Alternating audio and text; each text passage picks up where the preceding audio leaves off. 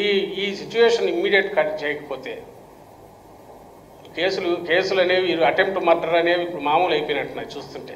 Attempt murder అనే case ఇంకా ఏమీ లేకపోయినా, ఏది జరగకపోయినా అసలు పెట్టాలంటే ఉడి మీద నెక్స్ట్ అదే లీస్ట్ చిన్న సెక్షన్ అయ్యేట్టుంది వీళ్ళ ఈ పాలనలో చూస్తే. వైఎస్ఆర్సీపీ కార్యకర్తలు అందరి మీద ఇవి పెట్టేట్టున్నారు. We are ready. అంతకంటే చేయగలిగింది ఏం లేదుగా. చేస్తే ఇది చేస్తారు, లేకపోతే నెల 2 నెలలు జైల్లో పెడతారు. న్యాయస్థానాల మీదంగా హోప్ ఉంది. నిన్న హైకోర్టు ఇచ్చిన సర్కులర్ బేస్ చేసుకుని కింది కోర్టులు కన్నా అలర్ట్ ఇదిగా ఇచ్చేసి మొదలు పెడతాయని ఆశిస్తున్నాం. అది జరిగితే వీళ్ళు ఇష్టం వచ్చేట్టు రాసి అడిగి పంపితే రిమాండ్ కూడా పంపరు. ఆఖరికి అదే దిక్కులాగా ఉంది. మా వైపు నుంచి అయితే లైన్ క్రాస్ కాము. వైఎస్ఆర్సీపీ నుంచి ఈరోజుకి ఇంత ఇదిగా ఉన్నా కూడా ఎక్కడా లైన్ క్రాస్ కాకుండానే ఓపికగా నిగ్రహంతో 4 అడుగులు వెనక్కు వేసే. ఇప్పుడు నిన్న వీళ్ళని అక్కడ గంటన్నర అక్కడ పెడితే అది మామూలు సిచ్యువేషన్ కాదు. నిజంగా హాల్లో ఉండే 400-500 మంది వచ్చి మీద పడితే ఇంకా అక్కడ ఏం జరుగుతుంది? రణరంగమే కదా. చంద్రబాబు నాయుడు కోరుకుంటున్నాడా? ఆయన ఆన్సర్ ఇవ్వాలా. ఇక్కడ ఎక్కడ కూడా పొదిలిలో ఆ 50 మందో 100 మందో 30 మందో అక్కడక్కడక్కడ నువ్వు నిలబెట్టిన వాళ్ళు ఈ 1000 మంది వాళ్ళ వైపు కన్నెరెత్తి చూస్తే ఆ 40-50 మంది బతుకుతారు అక్కడ. మళ్ళీ ఆ మాట అనే కేసు పెట్టినా పెడతారు. అలాగే నేను బంగారుపాలెం ఆ ఎల్లో మీడియా ఫోటోగ్రాఫర్ ఎవడో ఆ పిల్లోడు తట్టుకోగలడా? అంటే ఎక్కడైతే నీ దీనికి సంబంధించినంత వారికి సంబంధం లేనిది, లేదా మీ పేరు ఎత్తితేనే కోపం చేసుకునే వాళ్ళు, లేదా అసంతృప్తితో ఉండేవాళ్ళు చేరించోటో నీ మీద అసంతృప్తి వచ్చిన వాళ్ళ దగ్గరికి నువ్వు రెచ్చగొట్టే రకంగా ఇంకా 30 మంది 40 మందితో పోయి నువ్వు ఛాలెంజ్ చేస్తున్నావు అంటే ఆ రణరంగం క్రియేట్ చేయాలనే అర్థం కావట్లా. ప్రజలు గమనించాల్సింది ఏంటంటే 1000 మంది ఒక దగ్గర చేరిన,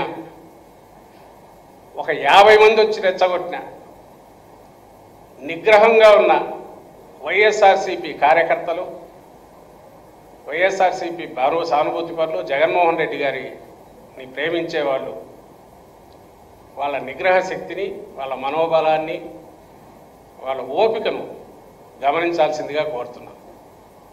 అలాగే ఇట్లా రెచ్చగొట్టే వాటికి రెచ్చిపోతే అసలు పర్పస్ దెబ్బతింటుంది.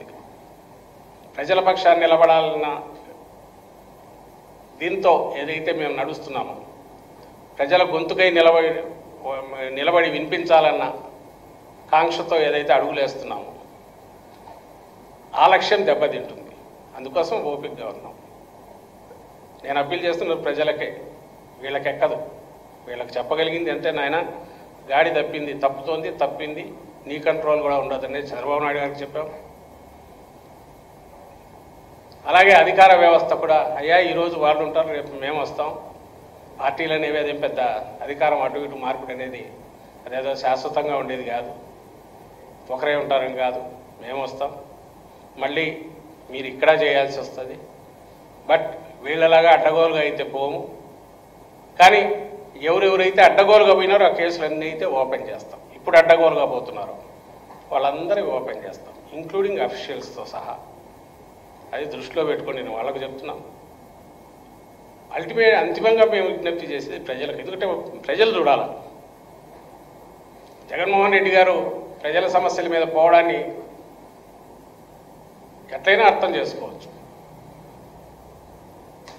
కానీ ఆ సమస్య మీద రియాక్ట్ కాకుండా జగన్మోహన్ రెడ్డి గారు వేరే క్యాజువల్గా ఏదో ఊరుగా ఉబూసిపోకనో రెచ్చగొట్టడానికి అవుతున్నారా, సమస్య మీద రియాక్ట్ అవుతున్నారా? ఆయన సమస్య మీద కాకుండా క్యాజువల్గానో ఊసిపోకనో పబ్లిసిటీ కోసము ఒక్క మాట కూడా ఇంతవరకు మాట్లాడరు కూడా. మీరు గమనిస్తే ఇంత రెచ్చగొడతాన్న నిన్న అక్కడ బంగారుపాలెంలో మా కార్యకర్తల మీద లాఠీచార్జీ అనవసరంగా చేస్తా అంటే వచ్చింది ఎవరైనా శత్రువులు వచ్చినారా? నాయకుడిని చూడడానికి మా వాళ్ళు వచ్చారు. నువ్వు ఆయన్ను జనానికి నుంచి ఎందుకైనా మంచి ప్రొటెక్షన్ ఇవ్వాలనుకుంటే రోప్ పార్టీ పెట్టుకోవాలా, దానికి తగిన ఇది ఇచ్చి నువ్వు చేయాల్సిన పని నువ్వు చేయకుండా వాళ్ళ మీద నువ్వు లాఠీచార్జ్ చేస్తే ఎట్లా? అయినా కూడా కోపం చేసుకోకుండానే మాట్లాడాడు, ఓపికగా మాట్లాడాడు.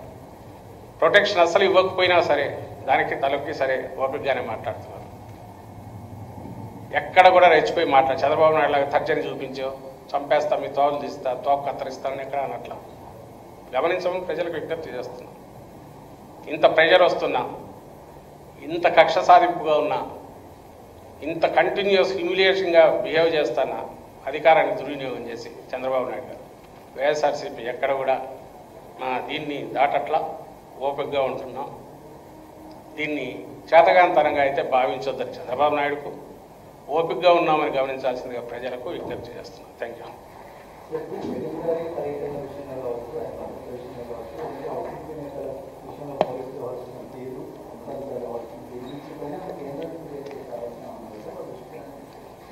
అప్రాప్రియేట్ వీటన్నిటిలో తీసుకెళ్తాం. కోర్టుల ద్వారా ఇప్పుడు చేసేది జరుగుతుంది. సెంటర్ కూడా ఆయనకి ఇవ్వాల్సిన సెక్యూరిటీ ఇవ్వలేదు, ఆల్రెడీ తీసుకెళ్ళాము. అండ్ మిగిలిన ఇష్యూస్ కూడా అప్రాప్రియేట్ వీటి మీద అజిటేట్ చేసేది చేస్తాం. కానీ అల్టిమేట్గా ఏది చేసినా ఈ స్టేట్లో ఇక్కడ జరుగుతున్నది తేల్చుకోవాల్సింది ప్రతిపక్షంగా మేము ఉన్నాము, వాళ్ళు ఇక్కడ తేలాల్సింది. ఇక్కడ ప్రజలు గమనించాలి. ఇక్కడ మీడియా సెన్సిబుల్గా ఉన్నవాళ్ళు, గమనిస్తున్న వాళ్ళు వాట్ ఈజ్ వాట్ అని చెప్పాలి. నేను అందుకే మళ్ళీ చెప్తున్నా, పొలిటికల్ దీనికి సంబంధించినంతవరకు మాట్లాడే ఒక ఎత్తు, అది వేరు.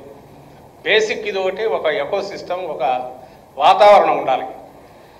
ఆ వాతావరణం లేకుండా విషయేట్ అయితే అది అందరికీ డేంజరే, ఇంక్లూడింగ్ మీడియాతో సహా. అది గమనించమని ఇక్కడ అప్పీల్ చేస్తుంటాం. మిగిలిన ఫోరమ్స్ ఎక్కడెక్కడ ఉంటే ప్లాట్ఫామ్స్ మీద దాన్ని తీసుకెళ్తూనే ఉంటాం.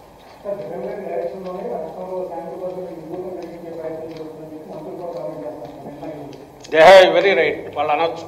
కానీ 1, 2, 3 సాక్ష్యం చూపమనండి. నేను చూపుతున్నా, వీడియోలతో సహా చూపుతున్నా.